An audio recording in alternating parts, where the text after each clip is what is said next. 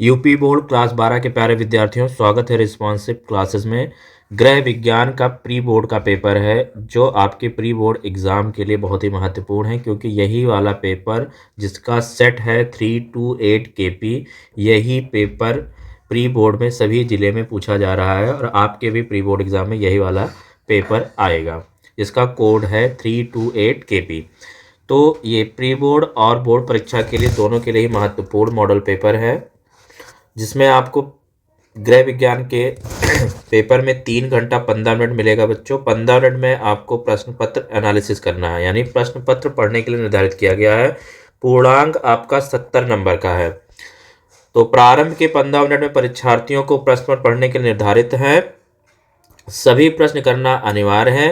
प्रश्न संख्या 1 से 4 तक बहुविकल्पीय प्रश्न है और प्रश्न संख्या 5 से 10 तक अति लघु उत्तरीय प्रश्न है, जिनका उत्तर आपको मात्र 25 शब्दों में देना है।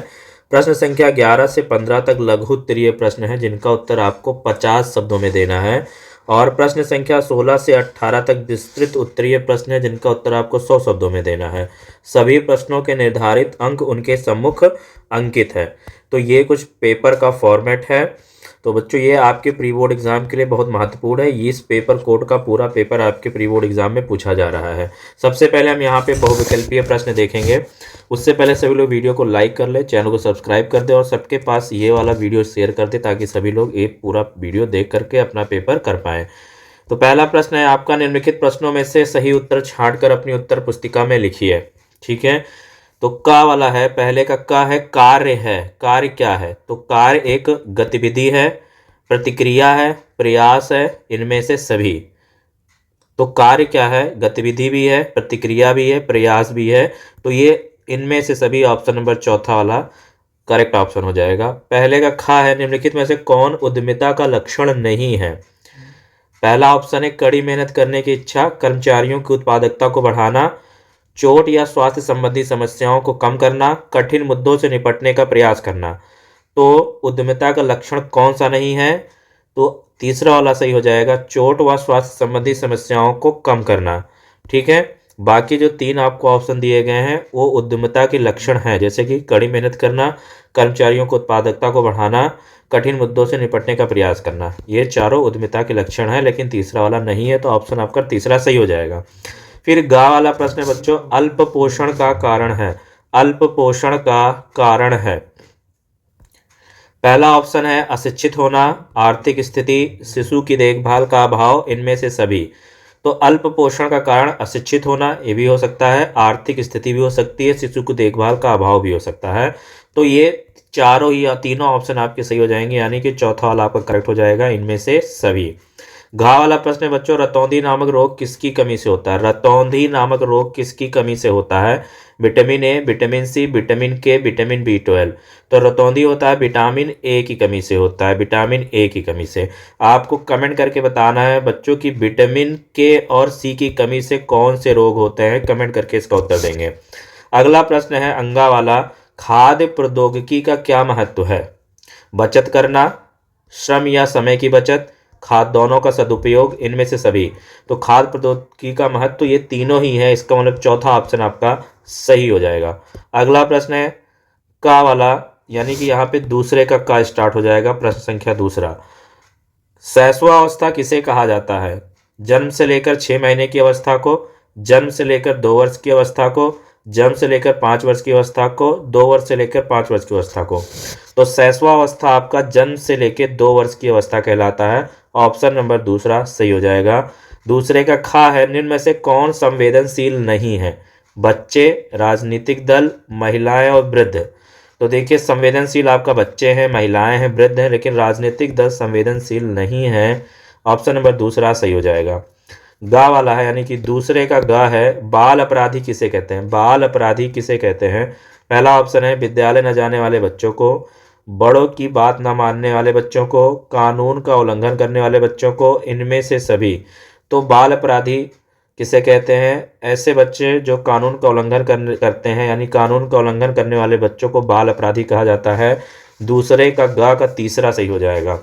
फिर दूसरे का घा वाला देखेंगे बच्चों, निम्न में से कौन सा रंग प्राथमिक नहीं है, प्राथमिक रंग नहीं है ये बताना है। तो इस प्रश्न का सही उत्तर हो जाएगा हरा। हरा एक प्राथमिक रंग नहीं है, बल्कि आपका नीला, लाल और पीला ये सब आपके प्राथमिक रंग है। अंगा वाला प्रश्न है बच्चों, यानी कि दूसरे का अंगा है, फैशन डिजाइन एवं व्यापार डैश का मिश्रण होता है। तो यहाँ पे फिल इन द ब्लैंक्स आपको फिल करना है। घर, डिजाइन एवं विक्रिय, नियोजन, क्रिय एवं विक्रिय, डिजाइनर, नियोजन एवं क्रिय। तो इस प्रश्न का उत्तर आप लोग कमेंट करके बताएंगे। इसका उत्तर आपको कमेंट में बताना है, ठीक है। और ये प्रश्न आपके पूछा भी जाएगा। तीसरे का का वाला प्रश्न है, तो तीसरे का का है, निम्न में से सिल्क के कपड़ों के क्या गुण हैं। तो पतला होता है, मुलायम होता है, चमकदार होता है, इनमें से सभी। तो सिल्क के कपड़े के तीनों ही गुण है। सिल्क का कपड़ा पतला होता है, मुलायम होता है, चमकदार होता है। इसका मतलब आपका ऑप्शन नंबर चौथा सही हो जाएगा। फिर बच्चों खा वाला प्रश्न है, परिधान की डिजाइन करने वाली स्त्री को कहते हैं। कुटुअर, कुटूरिये, डिजाइनर, स्त्री कुटुअर। तो ये होता है ऑप्शन नंबर दूसरा सही हो जाएगा, कुटूरिये। फिर गा वाला है, यानी कि तीसरे का गा वाला है बच्चों, निम्न में से कौन अतिथि उद्योग के क्षेत्र से संबंधित नहीं है। भोजन तथा पेय सेवा, अतिथि सत्कार तथा मनोरंजन, अतिथि के परिधान की व्यवस्था, पर्यटन। तो ऑप्शन नंबर तीसरा आपका सही हो जाएगा। फिर बच्चों तीसरे का घा वाला है, निम्नलिखित में से कौन अतिथि चक्र की अवस्थाओं में शामिल नहीं है। ध्यान रखेंगे, हमेशा नहीं पे ध्यान देंगे। आगमन, कमरे पर स्वाधिकार, प्रस्थान, मनोरंजन। तो इस प्रश्न का सही उत्तर हो जाएगा मनोरंजन, चौथा वाला। फिर अंग वाला प्रश्न है, निम्नलिखित में से कौन सा उपभोक्ता की समस्याओं से संबंधित नहीं है। उचित कीमत, सही वजन और माप, वस्तुओं की जीवन भर की गारंटी, गुणवत्तापूर्ण उत्पाद। तो आपका तीसरा वाला सही हो जाएगा, वस्तुओं की जीवन भर की गारंटी। फिर आप आ जाइए बच्चों, चौथा है, चौथे का है, संदेश कैसा होना चाहिए। तो संदेश स्पष्ट होना चाहिए, ऑप्शन नंबर पहला सही हो जाएगा। चौथे का खा वाला है, विज्ञापन देने का उद्देश्य होता है जानकारी देना, खर्च करना, बचत करना, अभिनय करना। विज्ञापन देने का उद्देश्य होता है जानकारी देना। चौथे का ख का पहला वाला सही हो जाएगा। चौथे का ग देखेंगे बच्चों, जनसंपर्क के प्रकार हैं। जनसंपर्क नीति, प्रचार करना, संबंध बनाना, इनमें से सभी। तो ऑप्शन नंबर आपका चौथा सही हो जाएगा, इनमें से सभी। जनसंपर्क के प्रकार है, इनमें से सभी। फिर घा वाला बच्चों, इनमें से कौन श्रवण कौशल का एक भाग नहीं है। रूपरेखा, समझना, प्रतिक्रिया, सुनना। तो श्रवण कौशल का एक भाग नहीं है, तो रूपरेखा नहीं है, पहला वाला सही हो जाएगा। फिर अंग वाला बच्चों है, ऊन तथा ऊनी वस्त्रों पर कौन सा मानवीकृत चिन्ह अंकित होता है। तो बिल्कुल woolmark, silk mark, hallmark, agmark. तो वुल मार्क होता है, ऑप्शन नंबर पहला सही हो जाएगा। अब आपने यहाँ पे देखा बच्चों की प्रश्न संख्या 1 में 5 MCQ, प्रश्न संख्या 2 में 5 MCQ, प्रश्न संख्या 3 में 5 MCQ और 4 में 5 MCQ। कुल मिला के आपके 20 MCQ आ रहे हैं, ठीक है। तो यही आपके 20 MCQ जाएंगे, यहाँ से आपको 20 में 20 नंबर मिल जाएगा। फिर पांचवा प्रश्न आएगा, पांचवे का है, नौकरी और जीविका के रूप में कार्य के बारे में लिखिए। नौकरी और जीविका के रूप में कार्य के बारे में लिखिए। तो किसी संस्था या कंपनी में नियत वेतन के लिए किया गया कार्य होता है। नौकरी क्या है, किसी संस्था या कंपनी में नियत वेतन के लिए किया गया कार्य होता है। जबकि जीविका क्या है, जीवन यापन के लिए किया गया कोई भी कार्य या व्यवसाय होता है। फिर आपका खा वाला प्रश्न है बच्चों कि भारत के 2 परंपरागत व्यवसाय लिखिए। तो भारत के 2 प्रमुख परंपरागत व्यवसाय कृषि यानी कि एग्रीकल्चर और हस्तशिल्प यानी कि हैंडीक्राफ्ट्स हैं। फिर आपका छठे का का वाला प्रश्न है, पोषण का अर्थ लिखिए, यानी न्यूट्रिशन के बारे में लिखना है। तो पोषण का अर्थ है शरीर में भोजन का कार्य करना। यह एक प्रक्रिया है जिसके द्वारा हम पोषण प्राप्त करते हैं तथा वृद्धि, पुनर्निर्माण एवं स्वस्थता के लिए इनका उपाचयन करते हैं। फिर अगला प्रश्न है, खाद्य विज्ञान क्या है। तो खाद्य विज्ञान यानी कि फूड साइंस एक अंतः विषय क्षेत्र है जो भोजन की भौतिक, रासायनिक और जैविक गुणों का अध्ययन करता है। फिर बच्चों 7वें प्रश्न पे आ जाइए। 7वें का है, परिवार का महत्व लिखिए। परिवार का महत्व लिखिए। परिवार जीवन की नींव है जो हमें सुरक्षा, प्यार, संस्कार और समर्थन देता है। यह समाज की सबसे छोटी इकाई है। फिर आपका खा वाला प्रश्न है बच्चों, दिवस देखभाल केंद्र किसे कहते हैं। दिवस देखभाल केंद्र किसे कहते हैं। दिवस देखभाल केंद्र एक ऐसी जगह है जहां माता पिता के काम पर जाने के दौरान बच्चों या देखभाल की जरूरत पड़ती है। बच्चों की देखभाल की ज़रूरत बच्चों के दौरान बच्चों या देखभाल की ज़रूरत वाले व्यक्तियों का दिन के समय सुरक्षित देखभाल, भोजन, शिक्षा और मनोरंजन प्रदान करना किया जाता है। देखिए, दिवस देखभाल केंद्र ये होता है कि अगर ऐसे बच्चे हैं जिनके हस्बैंड और वाइफ दोनों क्या है वर्किंग हैं, तो उनके बच्चों की देखभाल के लिए केंद्र बनाया जाता है, जिसको दिवस देखभाल केंद्र कहते हैं, जिसमें वहाँ पे माता पिता के बजाय वहाँ पे देखभाल करने वाले लोग बच्चों की देखभाल करते हैं, ठीक है। और साथ ही में उन्हें भोजन, शिक्षा और मनोरंजन के साधन भी प्रोवाइड करते हैं। यानी इसमें बच्चों के साथ साथ बुजुर्ग भी आते हैं, यानी ऐसे बुजुर्ग जिनकी देखभाल उनके बच्चे नहीं कर पा रहे हैं, जब माँ बाप बूढ़े हो जाते हैं तो उन्हें दिवस देखभाल केंद्र में भर्ती कराते हैं। 8वें का क्या है बच्चों, रेखा के प्रकार लिखिए। तो रेखाएं मुख्य रूप से सरल और वक्र यानी टेढ़ी मेढ़ी होती हैं, जिन्हें आगे कई प्रकारों में बांटा जाता है, जैसे क्षैतिज, ऊर्ध्वाधर, समांतर, प्रतिच्छेदी, लंबवत और तिर्यक। फिर आपका द्वितीयक रंग क्या है, खा वाला है। द्वितीयक रंग क्या है, तो द्वितीय रंग ऐसे रंग होते हैं जो प्राथमिक रंगों के बराबर मात्रा में मिलाने से बनते हैं, जैसे नारंगी जो है लाल और पीला मिलाने से बनता है, हरा जो है पीला और नीला मिलाने से बनता है, बैगनी जो है लाल और नीला मिलाने से बनता है। ये रंग रंग चक्र यानी कलर व्हील पर प्राथमिक रंगों के बीच स्थित होते हैं और कला, डिजाइन और अन्य क्षेत्रों में बहुत महत्वपूर्ण होते हैं। फिर आ जाइए 9वें का का वाला प्रश्न है, अतिथि देवो भव से आप क्या समझते हैं। तो अतिथि देवो भव का अर्थ है अतिथि भगवान के समान होता है या मेहमान ईश्वर के समान होता है, जिसका मतलब है कि घर आए मेहमान का सत्कार और सम्मान देवताओं के समान करना चाहिए। खा वाला प्रश्न है बच्चों, अतिथि चक्र की दो अवस्थाएं लिखिए। अतिथि चक्र की दो अवस्थाएं लिखिए।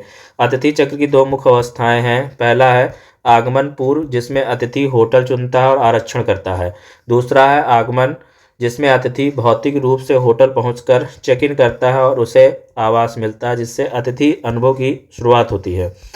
फिर 10वें का वाला प्रश्न है बच्चों, विकास का क्या अर्थ है। तो विकास का अर्थ है किसी व्यक्ति, समाज या व्यवस्था में निरंतर प्रगति, सुधार और सकारात्मक बदलाव की प्रक्रिया, जिसमें जीवन स्तर, क्षमता और गुणवत्ता में वृद्धि होती है।